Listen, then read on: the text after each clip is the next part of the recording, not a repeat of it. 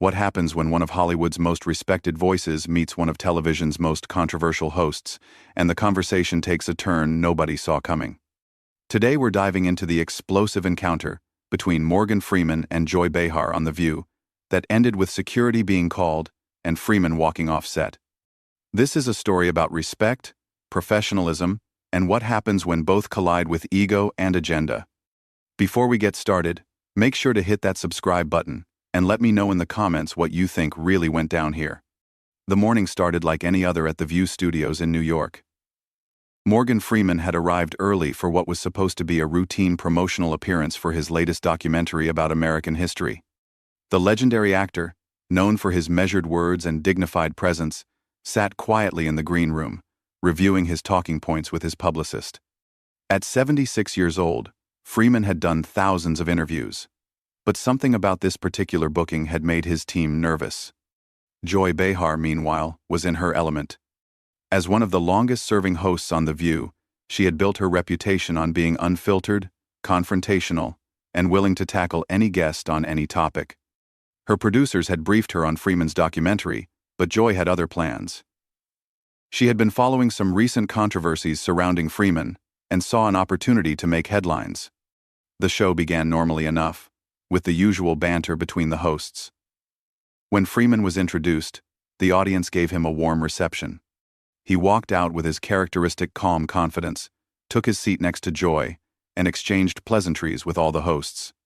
The first few minutes went smoothly as they discussed his documentary project, with Freeman speaking eloquently about American history and the importance of understanding our past. But Joy had been waiting for her moment. As the conversation naturally wound down from the documentary topic, she leaned forward with that familiar gleam in her eye that regular viewers knew meant trouble was coming. "Morgan, I have to ask you about something else," Joy said, cutting off Whoopi Goldberg, who was about to ask another documentary-related question. "There have been some allegations made against you in recent years, and I think our viewers deserve to hear your response directly." Freeman's expression didn't change, but those who knew him well could see the slight tightening around his eyes. His publicist, watching from backstage, felt her stomach drop. This was exactly what they had hoped to avoid. "Joy, I thought we were here to discuss the documentary," Freeman replied calmly, his famous voice carrying just a hint of warning. "That's what was agreed upon with your producers." Joy smiled, but it wasn't warm. "Well, Morgan, when you come on a talk show, especially one like ours, everything is fair game. We don't shy away from difficult conversations here. That's what makes us different from those softball morning shows." The other hosts exchanged glances. Whoopi looked uncomfortable, clearly wanting to steer the conversation back to safer ground. Sonny Hostin seemed intrigued but cautious, while the others appeared to be waiting to see which way this would go. Freeman took a breath and responded with the patience of someone who had dealt with difficult interviews before. "I understand that, Joy, but I came here in good faith to discuss a project I'm passionate about. If you want to have a different conversation, perhaps we should have scheduled a different kind of interview." "Oh, come on, Morgan," Joy pressed, her voice taking on that tone that viewers either loved or hated. "You're a public figure. You've made millions of dollars from the public's support. Don't you think they have a right to know about these serious allegations?" The tension in the studio was becoming palpable. Freeman's jaw tightened slightly, and when he spoke, his voice carried the weight of decades in Hollywood. "Joy, what I think is that there's a time and place for every conversation, and there's also such a thing as due process and treating people with basic human dignity." Joy laughed, a sound that carried no humor. "Due process? Morgan, we're not in a courtroom here. This is daytime television, and our viewers are smart enough to hear different perspectives and make up their own minds." "Are they?" Freeman asked, his tone still controlled, but with an edge creeping in. "Or are they being fed a narrative by hosts who have already made up their minds before the conversation even begins?" The studio fell silent for a moment. Joy's smile faltered slightly, but she wasn't backing down. If anything, Freeman's pushback seemed to energize her. This was the kind of confrontation that made for viral clips and social media buzz. "I think our viewers can handle the truth, Morgan," she said, her voice rising slightly. "What they can't handle is celebrities who think they're above accountability just because they have a famous voice and a successful career." Freeman looked directly at her, and for a moment, The full weight of his presence filled the studio. When he spoke, his voice was quiet, but carried more authority than any shouting could have. Joy, I've spent my entire career trying to use my platform responsibly. I've never claimed to be above accountability. But I do expect to be treated with the same respect I show others, something that seems to be in short supply at this table. The comment hung in the air like a challenge. Joy's face flushed slightly, and the other hosts looked increasingly uncomfortable. What had started as Joy trying to create a moment had turned into something much more serious, a fundamental clash between two very different approaches to public discourse. Joy leaned back in her chair, her eyes narrowing. Respect is earned, Morgan, and it works both ways. When you come on our show, you don't get to dictate the terms of the conversation. Freeman's response would set the tone for everything that followed, and nobody in that studio was prepared for what came next. Freeman sat back in his chair, his eyes never leaving Joy's face. When he spoke, his voice carried a new tone, one that everyone in the studio recognized as someone who had reached their limit. Joy, let me ask you something, Freeman said, his words measured but sharp. How many people have you built up in your career versus how many you've torn down? Because from where I'm sitting, it seems like you've made a living out of the latter. The studio went dead silent. Joy's mouth opened slightly, clearly not expecting Freeman to turn the tables so directly. The other hosts looked stunned, with Whoopi actually leaning forward as if she might need to intervene. Joy recovered quickly, her voice rising with indignation. Excuse me? I've been doing this job for decades, and I've held powerful people accountable when others wouldn't dare. That's called journalism, Morgan. Freeman's laugh was low and rumbling, but there was no warmth in it. Journalism? Is that what we're calling ambush interviews now? Joy, real journalists do their homework. They ask thoughtful questions, and they listen to the answers. What you're doing is performance art, designed to generate clicks and controversy. How dare you? Joy shot back, her professional composure starting to crack. I have every right to ask you about allegations that have been made public. That's not ambush journalism, that's doing my job. Your job, Freeman repeated, his voice taking on that commanding tone that had narrated countless documentaries. Let me tell you what I think your job should be, Joy. Your job should be to inform, to educate, to elevate the conversation. Instead, you use your platform to tear people down for entertainment value. Joy's face was reddening now, and her voice became sharper. Don't you lecture me about my job, Morgan Freeman. I've been fighting for women's rights and social justice since before it was trendy. I've used this platform to give voice to people who otherwise wouldn't be heard. Have you? Freeman asked, tilting his head slightly. Or have you used those causes as a shield to justify your behavior? Because there's a difference between fighting for justice and using justice as an excuse to bully people on national television. The other hosts were now looking back and forth between Joy and Freeman like spectators at a tennis match. Sonny tried to interject. Maybe we should all take a breath here and... No. Joy cut her off sharply, her eyes still locked on Freeman. I want to hear this. Please, Morgan. Tell me more about how I'm a bully. This from a man who has had multiple women come forward with stories about inappropriate behavior. Freeman's expression hardened. Joy, those allegations were investigated, and I addressed them publicly at the time. But even if they hadn't been, even if I were the worst person in the world, it wouldn't change the fact that your approach to this conversation has been unprofessional from the start. Unprofessional? Joy's voice cracked with disbelief. You're calling me unprofessional?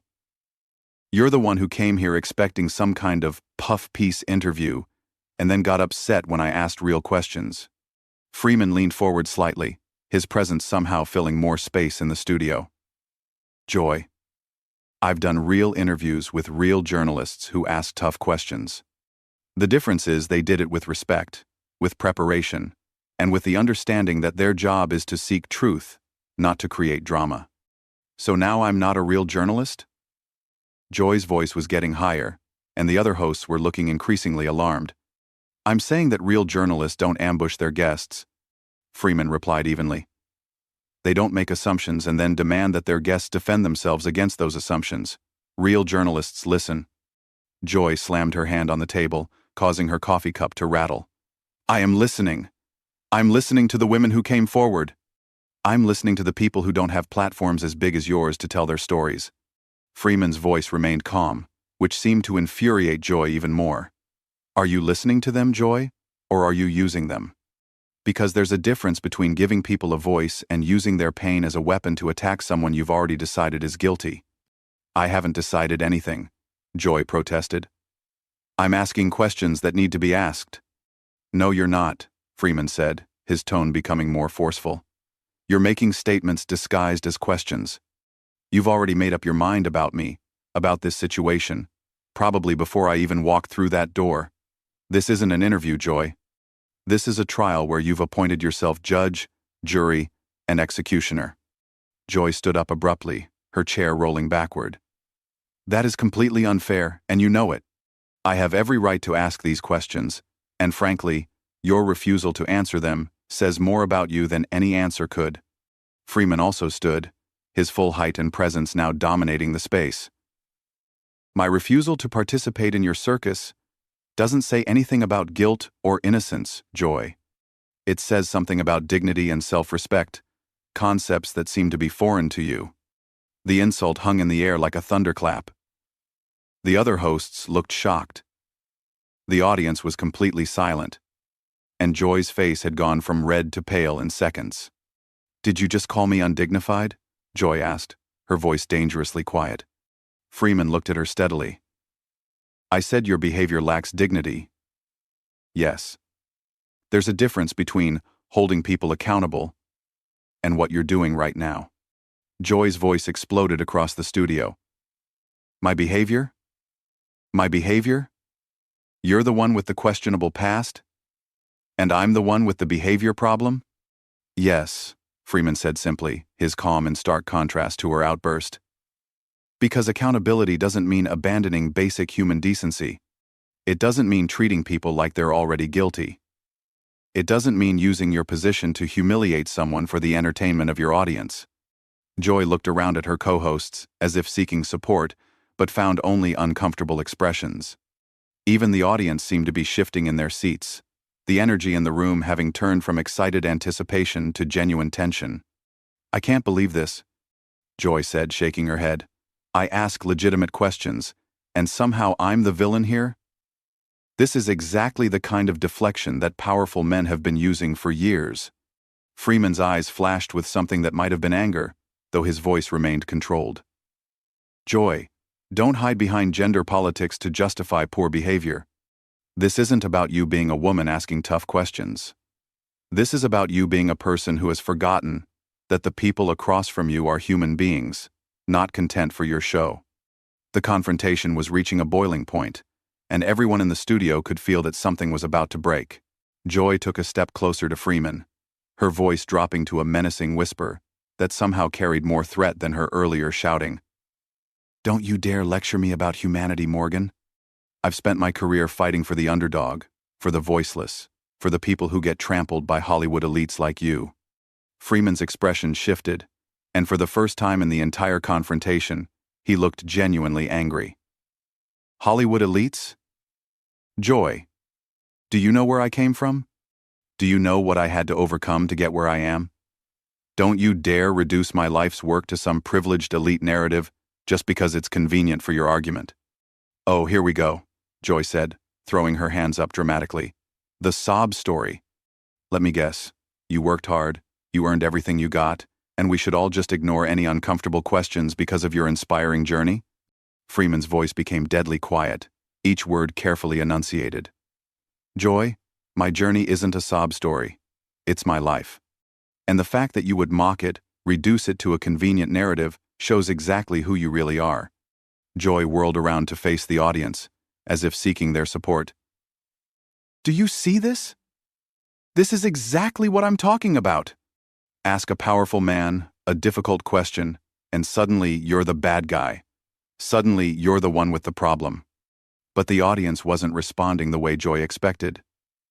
Instead of supportive applause, there were uncomfortable murmurs, and many people were looking down at their hands or shifting in their seats. Freeman noticed the audience's reaction and spoke directly to them, his voice carrying that familiar authority. Ladies and gentlemen, you came here today expecting entertainment, maybe even some drama. But what you're witnessing isn't journalism.